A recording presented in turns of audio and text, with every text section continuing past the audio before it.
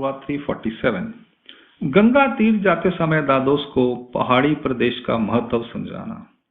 एक दिन शाम का पूजा अवसर हो जाने के बाद भगवान श्री चक्रधर स्वामी नीम वृक्ष के नीचे आंगन में आसन पर विराजमान थे। चंद्रमा की चांदनी छिटक रही थी। इतने में दादोस भगवान के पास आए और उनके सम्मुख 100 दंडों डालकर उन्होंने उन्हें नमस्कार करके एक सुपारी भेंट की। इस पर भगवान ने दादोस से पूछा, क्या तुम कल प्रातःकाल के समय यहां से जा रहे हो? तो उसने कहा, भगवान हाँ, मैं जा रहा हूं। भगवान ने फिर पूछा, तुम कहां जा रहे हो? इसी पर्वत प्रदेश में अथवा गंगा तीर पर? तब दादोस ने कहा, भगवान गंगा तीर की ओर। इस पर भगवान ने कहा, अरे भाई, पर्वत प्रदेश में तो वे साधक व्यक्ति रहते हैं जिनके मन में परमेश्वर को प्राप्त करने की इच्छा होती है।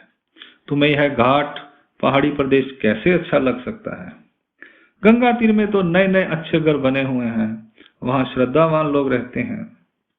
श्राद्ध के समय अथवा विवाह आदि उत्सवों पर लोग अनेक पकवान बनाते हैं। वहां मान सम्मान भी अच्छा होता है, अच्छी भिक्षा मिलती है, चावलों के बने पदार्थ भी अच्छे मिल जाते हैं, सेवियां और अटाए दूध की खीर भी मिल जाती है, कटोरी भरकर घी भी खाने को मिल जाता है, सब्जी अथवा चटनी में तेल आदि की 5 धाराएं भी प्राप्त हो जाती हैं, चीनी से बने मीठे पदार्थ और अच्छा भोजन भी मिल जाता है, चौकी पर बैठने और थाल रखने की सुविधा भी मिल जाती है। ऐसा गंगा तीर तुम जैसे लोगों को ही प्रिय लगता है। इसके उपरांत भगवान ने पहाड़ी प्रदेश के विषय में स्पष्टीकरण करते हुए कहा, यह पहाड़ी प्रदेश उन साधकों को अच्छा लगता है जो परमेश्वर को प्राप्त करने की इच्छा रखने वाले हैं। इन्हें अदृष्टार्थी कहते हैं। परमेश्वर परायण साधक को यहाँ पर्वत प्रदेश में साधना करने के लिए गुफाएं, झरनों का बहता पानी, अच्छे वृक्षों के झुरमुट, घनी छाया, पानी की बावलियां और रात के समय चंद्र की शीतल किरणें आसानी से उपलब्ध हो जाती हैं।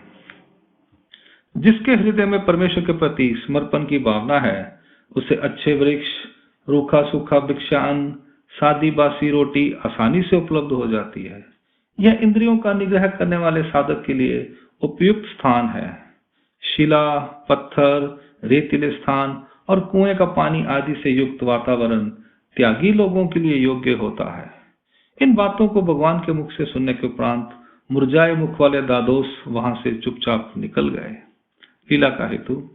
भगवान ने इस लीला में परमेश्वर परायण साधकों के लिए पहाड़ी प्रदेश सबसे उपयुक्त स्थान बताया है, क्योंकि यहाँ सात्विक और प्राकृतिक वातावरण से परिपूर्ण रूप सहज ही उपलब्ध हो जाता है।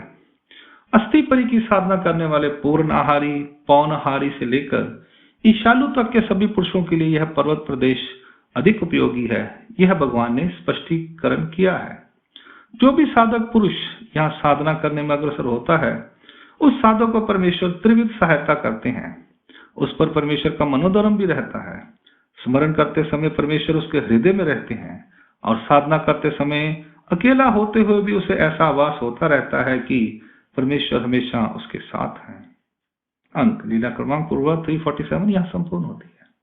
लीला क्रमांक पूर्वा 348। दाइंबा के दंड पट्टे में त्रुटि निकालना। एक दिन प्रातःकाल का पूजा अवसर हो जाने पर भगवान बाहर विहरण के लिए गए। गरुड़ नाम के स्थान के पास भगवान आसन पर विराजमान हुए। दाइंबा उनके साथ थे। भगवान ने दाइंबा से पूछा, भोजया, तुम्हें दंड पट्टा चलाना आता है क्या? तब दाइंबा ने कहा, भगवान हाँ, मैं जानता हूं। इसमें ना जानने की क्या बात है? यह भी कोई ब्रह्म विद्या है जिसे समझने में कठिनाई होती है। फिर भगवान ने कहा, तो फिर चलाकर दिखाओ। फिर दाइंबा ने अपने शरीर के वस्त्र उतारकर हाथ में दंड लेकर उसे घुमाकर उसके 2-4 कलात्मक रूप करके दिखाए। उसकी कला को देखकर भगवान ने कहा, भोजया, तुमने दंड पट्टा तो ठीक चलाया, पर उसमें एक गलती कर दी, जो तुमने पहले वेताल को नमस्कार नहीं किया। इस पर दाइंबा ने कहा, भगवान, आपके होते हुए हम वेताल को नमस्कार क्यों करेंगे? इस बात को सुनकर भगवान मुस्कुराने लगे। लीला का हेतु। भगवान ने दाइंबा को दंड पेलने के लिए इसलिए कहा था कि इस कार्य से संबंधित दाइंबा के पूर्व जन्म के जो कर्म हैं उनका नाश हो जाए। इसके अतिरिक्त युद्ध के कारण जो आत्मघात होता है, उन कर्मों का भी नाश करने के लिए। गरुड़ या वेताल को नमस्कार करने में हेतु यह है कि उसके द्वारा उत्पन्न किए जाने वाले विघ्नों का नाश किया जा सके। वेताल भूत सृष्टि की प्रमुख शक्ति है। युद्ध भूमि की भी यह अधिष्ठात्री है। दंड के भी 4 प्रकार हैं, प्रवड़ी, भृंगी पहला, मुदाली, मर्गजा और वेताली। अंक लीला क्रमांक पूर्वा 348 यहां संपूर्ण होती है।